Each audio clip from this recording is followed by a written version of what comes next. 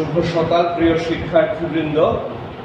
Martin Luther কলেজের একাদশ শ্রেণীর বাংলা প্রথম পত্রের ক্লাসে তোমাদেরকে স্বাগত জানাই।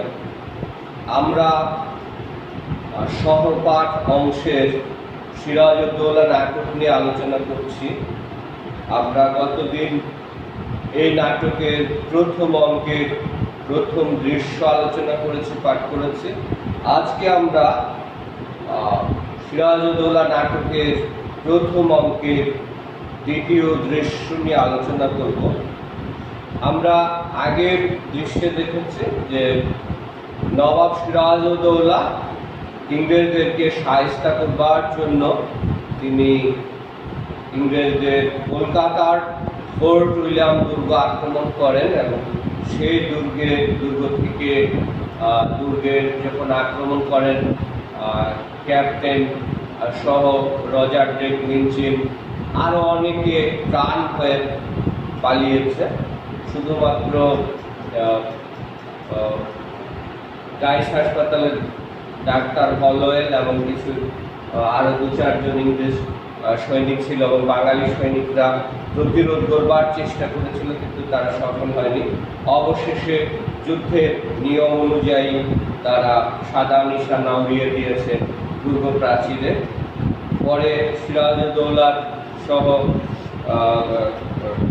যে রাজা মানিক চাঁদ অন্যান্য উমিচাঁদ সেখানে বন্দী ছিলেন। উমিচাঁদকে উদ্ধার করা হয় এবং রাজা মানিক চাঁদকে কলকাতার দেওয়ান নিযুক্ত করা হয় এবং কলকাতার নতুন নাম দেওয়া হয় আলীনগর। তো সেই ফোর্ট উইলিয়াম দুর্গ থেকে তারা খেয়ে ইংরেজরা কলকাতার অনতি দূরে, কিছুটা দূরে ভাগীরথী নদীর তীরে ফোর্ট উইলিয়াম জাহাজে আশ্রয় নিয়েছে এবং সেইখানে একরকম বন্দি অবস্থা তাদের, যে কলকাতাবাসীদেরকে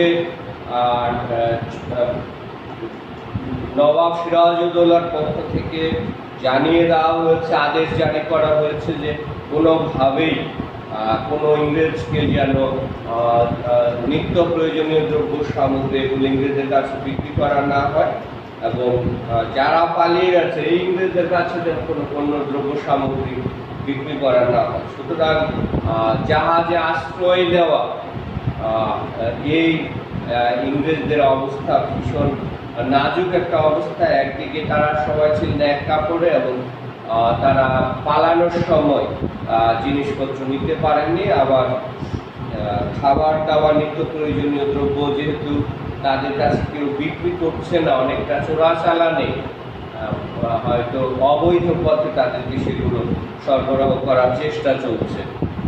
তো এখানে এই জাহাজের ড্রেকে বসে ড্রেক, হেরি, মার্টিন, কিলপ্যাট্রিক, অন্যান্য ইংরেজ যারা ফোর্ট উইলিয়াম দুর্গ থেকে পালিয়ে এসেছিলেন তারা আলোচনা করছে প্রত্যেকদিনই প্রায় কীভাবে এখান থেকে রক্ষা পাওয়া যায় বা কীভাবে আবার নবাব সিরাজউদ্দৌলার সাথে একটা ভালো সম্পর্ক স্থাপন করা যায়, যাতে করে তারা আবার আগের মতো ব্যবসা বাণিজ্য করতে পারে। ড্রেক, এই তো কিলপ্যাট্রিক ফিরে এসেছেন মাদ্রাজ থেকে, ওর কাছেই শোনো প্রয়োজনীয় সাহায্য হ্যারি এসে পড়লো বলে। এই তো বলতে চাইছেন, কিন্তু সে সাহায্য এসে পৌঁছবার আগেই আমাদের দফা শেষ হবে মিস্টার ড্রেক। মার্টিন, কিলপ্যাট্রিক সাহেবের সুখবর নিয়ে আসাটা আপাতত আমাদের কাছে মোটেই সুখবর নয়। তিনি মাত্র 100-250 সৈন্য নিয়ে হাজির হয়েছেন। এই ভরসায় একটা দাঙ্গাও করা যাবে না। যুদ্ধ করে কলকাতা জয় তো দূরের কথা, যেহেতু তারা কলকাতার ফোর্ট উইলিয়াম দুর্গ থেকে বিতাড়িত হয়েছে, তাদেরকে আপাতভাবে রক্ষা করার জন্য মাদ্রাজ থেকে কিলপ্যাট্রিকে পাঠানো হয়েছে 250 সৈন্য নিয়ে। তাদের কিভাবে রক্ষা করা যায়, তাদের নিরাপত্তা দেওয়া যায়। ড্রেক, তবুও তো লোকবল কিছুটা বাড়লো। হ্যারি, লোকবল বাড়ুক আর না বাড়ুক, আমাদের অংশীদার বাড়লো তা অবশ্য ঠিক। ড্রেক, আহার্য কোনো রকমে জোগাড় হবেই। মার্টিন, কি করে হবে তাই বলুন না মিস্টার ড্রেক, আমরা আমাদের ভবিষ্যৎটাই তো জানতে চাইছি। এই পর্যন্ত দুবেলা হাটের বন্দোবস্ত হয়েছে? ধারে কাছে হাট বাজার নেই। নবাবের হুকুমে প্রকাশ্যে কেউ কোনো জিনিস আমাদের কাছে বেচেও না। 4 গুণ দাম দিয়ে কিনে কতদিন গোপনে সওদাপাতি কিনতে হয়। এই অবস্থা কতদিন চলবে সেটা আমাদের জানা দরকার। ইংরেজরা চরম বিপাকে আছে, যেহেতু তাদের কাছে সাধারণ বাঙালিরা বা ভারতবাসীরা অন্য দ্রব্য বিক্রি করে না, চোরাই পথে বেশি দাম দিয়ে তাদেরকে খাদ্য সামগ্রী কিনতে হয়। জাহাজে তারা অনেকটা উপবাসের মতো না খেয়ে দিনে প্রায় দুবেলা খাবারও তাদের জুটছে না। এর মধ্য দিয়ে আবার কিরপ্যাট্রিক কলকাতা থেকে আরো 250 সৈন্য নিয়ে যখন হাজির হয়েছেন, নিঃসন্দেহে এই 250 সৈন্যের খাবার দাবারের আয়োজন করতে হবে, এটাও কম ঝক্কির কথা না। কিরপ্যাট্রিক, এত অল্পে অধৈর্য হলে চলবে কেন? হ্যারি, ধৈর্য ধরবো আমরা কিসের আশায় সেটাও তো জানতে হবে। ড্রেক, যা হয়েছে তা নিয়ে বিবাদ করে কোনো লাভ নেই, দোষ কারো একার নয়। মার্টিন, যারা এ পর্যন্ত হুকুম দেওয়ার মালিক তাদের দোষে আজ আমরা কলকাতা থেকে বিতাড়িত। বিশেষ করে আপনার হঠকারিতার জন্যেই আজ আমাদের এই দুর্ভাগ্য। ড্রেক, আমার হঠকারিতা? মার্টিন, তা নয় তো কি? অমন উদ্ধত ভাষায় নবাবকে চিঠি দেবার কি প্রয়োজন ছিল? তাছাড়া নবাবের আদেশ অমান্য করে কৃষ্ণবল্লভকে আশ্রয় দেবারই বা কি কারণ? তারা আসলে মূল্যায়ন করছে, নিজেদের দোষ খুঁজে বার করবার চেষ্টা করেছে যে কি কারণে নবাব সিরাজউদ্দৌলা তাদের উপর এত ক্রুদ্ধ হয়েছেন, কেন তিনি কলকাতার দুর্গটা আক্রমণ করেছিলেন। কারণ একটাই যে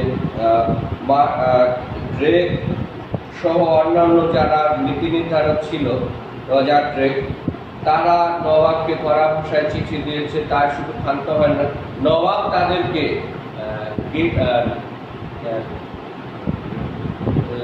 কৃষ্ণবল্লভ, রাজবল্লভের ছেলে বিক্রমপুরের, সেই কৃষ্ণবল্লভ এখান থেকে টাকা পয়সা স্বর্ণ অলঙ্কার নিয়ে কলকাতায় রজার ড্রেকের কাছে আশ্রয় নিয়েছিল। এই কৃষ্ণবল্লভকে নবাব সিরাজউদ্দৌলা আশ্রয় দিতে নিষেধ করেছিলেন ইংরেজদের, কিন্তু গভর্নর রজার ড্রেক সেটি শোনেননি। এই কারণে বরং নবাব আরো বেশি ক্ষিপ্ত হয়েছে। সব ব্যাপারে সকলের মাথা গলানো সাজে না। হ্যারি, তা তো বটেই। কৃষ্ণবল্লভের কাছ থেকে কি পরিমাণ টাকা উৎকোচ নেবেন মিস্টার ড্রেক, তা নিয়ে আমরা মাথা ঘামাবো কেন? কিন্তু এটা বলতে আমাদের কোনো বাধা নেই যে ঘুষের অঙ্ক বড় বেশি মোটা হবার ফলেই নবাবের ক্ষমতানের সত্ত্বেও কৃষ্ণবল্লভকে ত্যাগ করতে পারেননি মিস্টার ড্রেক। তবে হ্যাঁ, সাধারণ ইংরেজরা এই ব্যাপারে মাথা না গলালে কারণ কিছু যায় আসে না, কারণ নীতি নির্ধারক পর্যায়ে যারা ছিলেন তারা তো ঘুষের টাকার লোভে, উৎকোচের লোভে অনেকটা ঝুঁকি নিয়ে কৃষ্ণবল্লভকে তারা আশ্রয় দিয়েছে। ড্রেক, আমার রিপোর্ট আমি কাউন্সিলের কাছে বেশ দাখিল করেছি।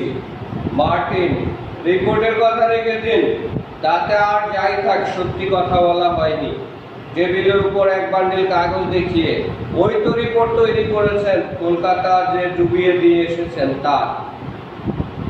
ওর ভেতরে একটি বর্ণ সত্যি কথা খুঁজে পাওয়া যাবে? ড্রেক যদিও বোঝানোর চেষ্টা করছে যে আমরা কি কারণে কৃষ্ণবল্লভকে আশ্রয় দিয়েছি, সেটা আমরা সেই মহারানীর কাছে, ইংল্যান্ডের অথবা ইস্ট ইন্ডিয়া কোম্পানির কাছে সেই কারণ সেই প্রতিবেদনে উল্লেখ করেছি রিপোর্টে। তো মার্টিন আবার এই রিপোর্টের কথা যখন উঠলো, মার্টিন আরেকটা সত্যি কথা বলছে যে এই রিপোর্টে তো কোনো সত্যি কথা বলা হয় না। এই টেবিলের উপর আরেকটা রিপোর্ট লেখা হয়েছে, সেই রিপোর্ট হলো কি কারণে ফোর্ট উইলিয়াম দুর্গায় নবাব আক্রমণ করেছেন এবং ইংরেজরা সেখান থেকে পরাজিত হয়েছে, সেই বিষয়ে আরো একটা রিপোর্ট তৈরি করা হয়েছে।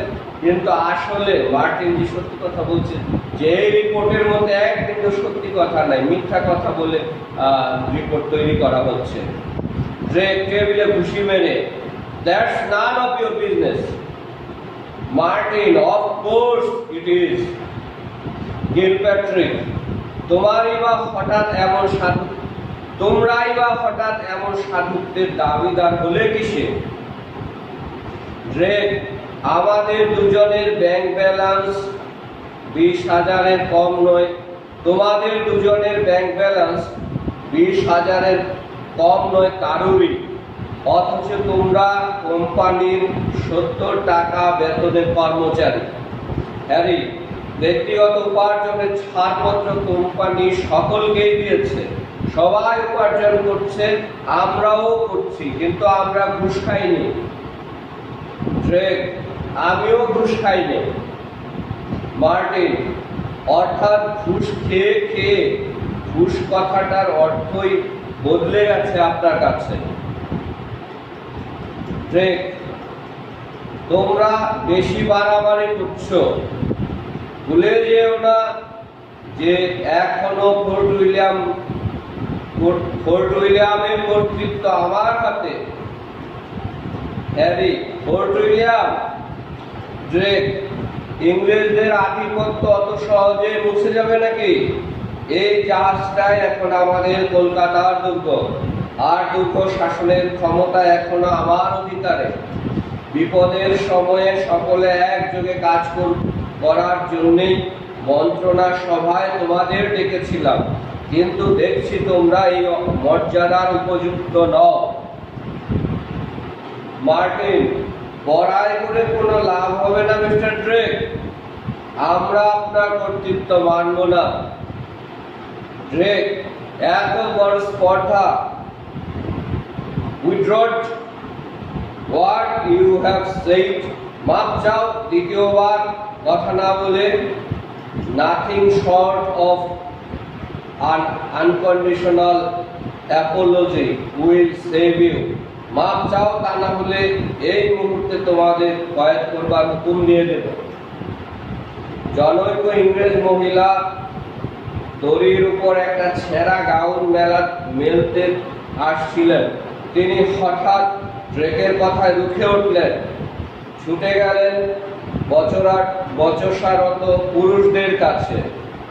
ঝগড়া করছে এবং ড্রেক সোজা সাপটা জানিয়ে দিচ্ছে মার্টিন এবং হ্যারিকে, যে বিশেষ করে মার্টিনকে, যে তোমরা যদি আমার কর্তৃত্ব না মানো তাহলে তোমাকে আমি কঠোর শাস্তি দেবো। বিশেষ করে তুমি যদি তোমার কথা উইথড্র না করো, নিঃশর্তভাবে মাপ না চাও, তাহলে কিন্তু তোমাকে এক্ষুনি কয়েদ করবার, বন্দি করার হুকুম আমি দিয়ে দেব। একজন মহিলা আসছিলেন একটা গাউন দড়ির উপর শুকাতে দেওয়ার জন্য। ইংরেজ মহিলা, তবু যদি মেয়েদের নৌকায় করে কলকাতা থেকে না পালাতেন, তাহলেও না হয় এই দম্ভ সহ্য করা যেত। Drake, we are in the council session madam. এখানে মহিলাদের কোনো কাজ নেই। ইংরেজ মহিলা, ড্যাম ইউর কাউন্সিল। প্রাণ বাঁচাবে কি করে তার ব্যবস্থা নেই, কর্তৃত্ব বলাচ্ছেন সব। ড্রেক সেই ব্যবস্থাই তো হচ্ছে। ইংরেজ মহিলা ছাই হচ্ছে, রোজই শুনছি কিছু একটা হচ্ছে। যা হচ্ছে সে তো নিজেদের ভেতর ঝগড়া। এদিকে দিনের পর দিন একবেলা খেয়ে প্রায় না খেয়ে অহরাত্র এক কাপড় পরে মানুষের মনুষ্যত্ব ঘুচে যাবার জোগাড়। ইংরেজ মহিলা সত্যি কথা বলছে তার জবানিতে, যে আজকে ড্রেক এত বীরত্ব এত কর্তৃত্ব দেখাচ্ছে, অথচ পেট্রোলিয়াম দুর্গ থেকে যখন পালিয়ে আসেন মেয়েদের নৌকায় করে যান বাঁচানোর তাগিদে ভয়ে পালিয়ে এসেছিলেন অন্যদের বিপদের মুখে ঠেলে দিয়ে।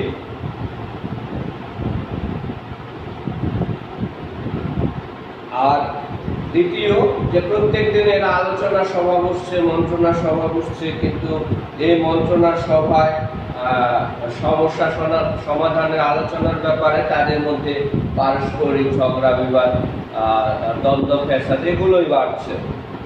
বাট ইউ সি, ইংরেজ মহিলা, I do not see alone, you can also see every night. এক প্রস্থ জামা কাপড় সম্বল ছেলে বুড়ো সকলকে তা খুলে রেখে রাতে ঘুমোতে হয়। কোনো আড়াল নেই, আবরু নেই। Anybody can see that pitiable anatomic exhibition. এর চেয়ে বেশি আর কি দেখতে চান? তাদের যেহেতু জামা কাপড় নিয়ে পালিয়ে আসতে পারেননি, আর সেই জামা কাপড় সংকটটা রাতে আরো বেশি প্রবল হয়েছে। তারা যেরকম দুরবস্থার মধ্য দিয়ে কাটাচ্ছে, সেই দুরবস্থার জন্য অনেকটা রজার ড্রেক অন্য যারা পেট্রোলিয়াম দুর্গ পরিচালনার দায়িত্বে ছিল তারা এটা এড়াতে পারে না। সুতরাং সৈনিক মিস্টার হলওয়েল আর মিস্টার ওয়াটস প্রায় সঙ্গে সঙ্গে হলওয়েল ওয়াটস ঢুকলো। কিলপ্যাট্রিক্স, গড ব্লেস আস, হলওয়েল সকলকে উদ্দেশ্য করে গুড মর্নিং টু অল, সকলের সঙ্গে করমর্দন। ওয়াটস কোনো কথা না বলে সকলের সঙ্গে করমর্দন করলো। মহিলাকে কীর্তস্তত করে অন্যদিকে চলে গেলেন। ড্রেক, বলো, খবর বলো হলওয়েল। উৎকণ্ঠায় নিঃশ্বাস বন্ধ হয়ে এলো যে। হলওয়েল, মুর্শিদাবাদে ফিরে নবাব আমাদের মুক্তি দিয়েছেন, অবশ্য নানা রকম ওয়াদা করতে হয়েছে, নাকে কানে খত দিতে হয়েছে, এই যা। ড্রেক, কলকাতায় ফেরা যাবে? হলওয়েল, না। ওয়াটস, আপাতত নয়, কিন্তু ধীরে ধীরে হয়তো একটা ব্যবস্থা হয়ে যাবে। কলকাতা দুর্গ জয়ের পরে হলওয়েল এবং ওয়াটস বন্দী হয়েছিলেন। তারা সিরাজউদ্দৌলা মুর্শিদাবাদের রাজধানীতে ফিরেই তাদেরকে মুক্তি দিয়েছেন, তবে শর্ত সাপেক্ষে। ওয়াটস অর্থাৎ মেজাজ বুঝে যথাসময়ে কিছু উপঢৌকন সহ হাজির হয়ে আবার একটা সম্পর্ক গড়ে তোলা সম্ভব হবে। যে তার জন্য কতকাল অপেক্ষা করতে হবে কে জানে। হলওয়েল, একটা ব্যাপার স্পষ্ট বোঝা যাচ্ছে, নবাব ইংরেজদের ব্যবসা সমূলে উচ্ছেদ করতে চান না। তা চাইলে এভাবে আপনারা নিশ্চিত থাকতে পারতেন না। ড্রেক, তাহলে নবাবের সঙ্গে যোগাযোগের একটা ব্যবস্থা করে ফেলতে হয়। হলওয়েল, কিছুটা করেই এসেছে, তাছাড়া ভূমিচাঁদ নিজের থেকেই আমাদের সাহায্য করার প্রস্তাব পাঠিয়েছে। Drake, hurray. ওয়াটস, মির্জাফর, জগৎ শেঠ, রাজবল্লভ এরাও আস্তে আস্তে নবাবের কানে কথাটা তুলবেন। ড্রেক, এরিও মার্টিনকে, আশা করি তোমাদের মেজাজ এখন কিছুটা ঠান্ডা হয়েছে। আমাদের মিলেমিশে থাকতে হবে, একযোগে কাজ করতে হবে। হ্যারি, আমরা তো ঝগড়া করতে চাইনি, আমরা আমাদের ভবিষ্যৎ জানতে চাই। মার্টিন যেমন হোক একটা নিশ্চিত ফল দেখতে চাই। উভয়ের প্রস্থান। ড্রেক উচ্চ কণ্ঠে, passions is the keyword young man. Holwell পায়ে চাপড় মেরে, উফ কি মশা! সিরাজউদ্দৌলা মস্কিটো ব্রিগেড মোবিলাইজ করে দিয়েছে নাকি? ড্রেক, যা বলছো, ম্যালেরিয়া আর ডিসেন্ট্রিতে ভুগে কয়েকজন এর ভেতরে মারাও গেছেন। ওয়ার্স, বড় ভয়ানক জায়গায় আস্তানা গেড়েছেন আপনারা। Drake, but it is important from military point of view. সমুদ্র কাছেই, কলকাতাও 40 মাইলের ভেতরে। প্রয়োজন হলে যে কোনো দিকে ধাওয়া করা যাবে। তারা যেহেতু পালিয়ে এসে আশ্রয় নিয়েছে, যে আবার তাদের যুদ্ধ করতে হতে পারে, নবাব আক্রমণ করতে পারে, যে কোনো শত্রু মোকাবেলা করতে পারে, এই জন্য ওই জায়গাটা কলকাতা থেকে 40 কিলো দূরে। আবার নদীর পথে হয়তো শত্রুরা আসবে, তাদের দূর থেকে দেখাও যাবে, প্রয়োজনে আবার জঙ্গলে পালিয়েও থাকা যাবে। That's true. কলকাতায় ফেরার আশায় বসে থাকতে হলে এই জায়গাটাই সবচেয়ে নিরাপদ। নদীর দুপাশে ঘন জঙ্গল, সেদিক দিয়ে বিপদের কোনো আশঙ্কা নেই। বিপদ যদি আসেই তাহলে তা আসবে কলকাতার দিক দিয়ে গঙ্গার স্রোতে ভেসে। কাজেই সতর্ক হবার যথেষ্ট সময় পাওয়া যাবে। হলওয়েল, কলকাতার দিক থেকে আপাতত কোনো বিপদের সম্ভাবনা নেই। কুমিরচাঁদ কলকাতার দেওয়ান মানিকচাঁদকে হাত করেছে। তার অনুমতি পেলেই জঙ্গল কেটে আমরা এখানে হাট বাজার বসিয়ে দেব। ড্রেক, অফকোর্স নেটিভরা আমাদের সঙ্গে ব্যবসা করতে চায়, কিন্তু ফৌজদারের ভয়ে তা পারছে না। প্রহরী সৈনিকের প্রবেশ। সে ড্রেকের হাতে একটুকু কাগজ দিল। ড্রেক কাগজ পড়ে চেঁচিয়ে উঠল, কুমিরচাঁদের লোক এই চিঠি এনেছে। সকলে, হোয়াট, এত তাড়াতাড়ি? চর প্রহরীর প্রবেশ। অভিবাদনান্তে ড্রেকের হাতে পত্র দিল আগন্তুক। ড্রেক ইঙ্গিত করতে তারা আবার বেরিয়ে গেল। ড্রেক মাঝে মাঝে উচ্চস্বরে পত্র পড়তে লাগলো। আমি চিরকাল ইংরেজের বন্ধু, মৃত্যু পর্যন্ত এই বন্ধুত্ব আমি বজায় রাখিব। মানিকচাঁদকে অনেক কষ্টে রাজি করানো হইয়াছে। সে কলকাতায় ইংরেজদের সঙ্গে ব্যবসা করিবার অনুমতি দিয়াছে। এর জন্য তাহাকে 12,000 টাকা নজরানা দিতে হইয়াছে। টাকাটা নিজের তহবিল হইতে দিয়া দেওয়ানের স্বাক্ষরিত হুকুমনামা হাতে হাতে সংগ্রহ করিয়া পত্র বাহক মারফত পাঠাইলাম। এই টাকা এবং আমার পারিশ্রমিক অন্যান্য ব্যয় বাবদ যাহা ন্যায্য বিবেচিত হয় তাহা পত্রবাহকের হাতে পাঠাইলে আমি চিরকৃতজ্ঞ থাকিব। বলা বাহুল্য, পারিশ্রমিক বাবদ আমি 5,000 টাকা পাইবার আশা করি। অবশ্য ড্রেক সাহেবের বিবেচনায় তাহা গ্রাহ্য না হইলে 2-4 টাকা কম লইতে আমার আপত্তি নাই। কোম্পানি আমার উপর 16 আনা বিশ্বাস রাখিতে পারেন। সুদূর লাহোর হইতে আমি বাংলাদেশে আসিয়াছি অর্থ উপার্জনের জন্য, যেমন আসিয়াছেন কোম্পানির লোকেরা। কাজেই উদ্দেশ্যের দিক দিয়া বিচার করিলে আমি আপনাদেরই সমগোত্রীয়। চিঠি ভাঁজ করতে করতে, a perfect scoundrel is that Kumirchand. Kumirchand ইংরেজদের সাথে হাত মিলিয়েছে, বিশেষ করে ইংরেজরা যাতে আবার ব্যবসা বাণিজ্য করতে পারে, কলকাতায় ফিরতে পারে, কলকাতার দেওয়ান মানিক চাঁদকে সে রাজি করেছে। যদিও সে বলেছে এই কাজটি করতে তার প্রায় মানিক চাঁদকে 12,000 টাকা নজরানা উপঢৌকন দিতে হয়েছে, ঘুষ দিতে হয়েছে। তারপরেও তার একটা পারিশ্রমিক আছে, অর্থাৎ সে নিজেও প্রায় 5,000 টাকা পারিশ্রমিক প্রত্যাশা করে।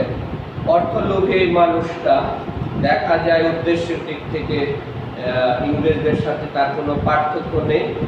ইংরেজরা যেমন সুদূর ইউরোপ থেকে, ইংল্যান্ড থেকে ভারতবর্ষে আসছে ব্যবসা বাণিজ্য করবার জন্য, অর্থ উপার্জনের জন্য, তেমনি উমিচাঁদও সেই লাহোর থেকে এসেছে, পাকিস্তান থেকে, লাহোর থেকে সে অর্থ উপার্জনের জন্য এই বাংলাদেশে এসেছে।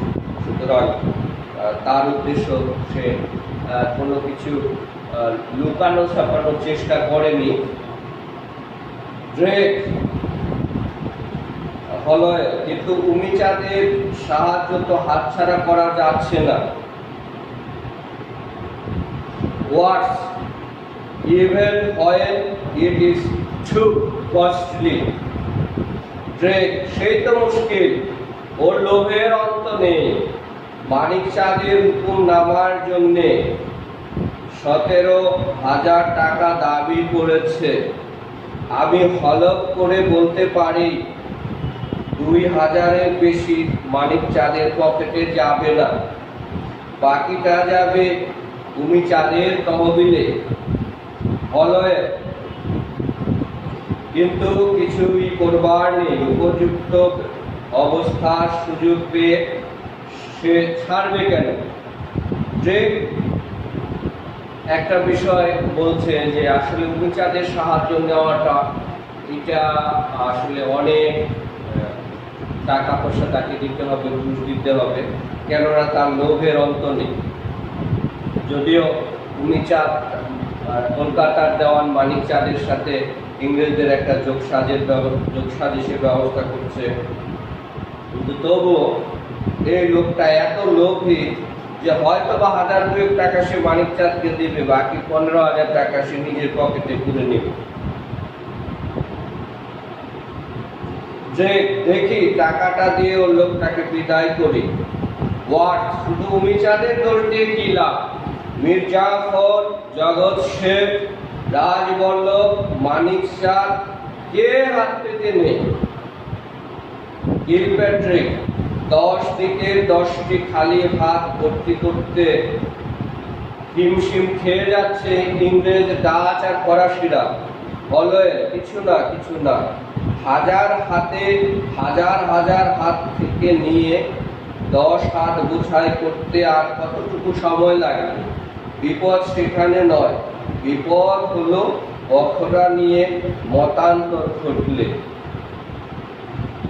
অলয়েল একটা জিনিস বুঝেছে যে যেহেতু তারা ব্যবসা বাণিজ্য করবে, সাধারণ মানুষের পকেট থেকেই সেই টাকা সংগ্রহ করা যাবে, কিন্তু সমস্যার কিছু নেই। কিন্তু সমস্যা একটা জায়গায় গিয়ে, যে সেটা হলো কোনো কারণে এই লেনদেন নিয়ে, ঘুষের টাকা নিয়ে তাদের মধ্যে যারা তাদেরকে ঘুষ দিচ্ছে, সেই জগৎ শেখ, মানিক চাঁদ, উমিচাঁদ, এদের মধ্যে না আবার দ্বন্দ্ব শুরু হয়ে যায়। ড্রেক উমিচাঁদের চিঠি বার করে আরেকটা জরুরি খবর আছে উমিচাঁদের চিঠিতে। শওকত জঙ্গের সঙ্গে সিরাজউদ্দৌলার লেগে গেল বলে এই সুযোগ নেবে মির্জাফর, রাজবল্লভ, জগৎ শেখের দল, তারাও শওকত জঙ্গকে সমর্থন করবে।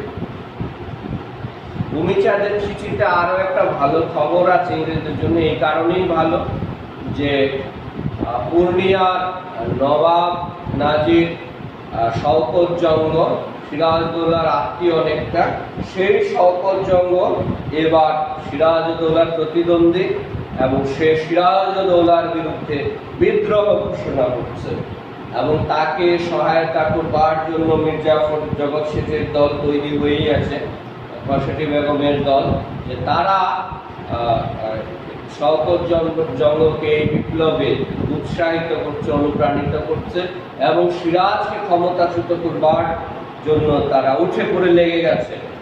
ওয়ার্ডস খুব স্বাভাবিক, শওকত জঙ্গ নবাব হলে সকলের উদ্দেশ্যই হাসিল হবে। খান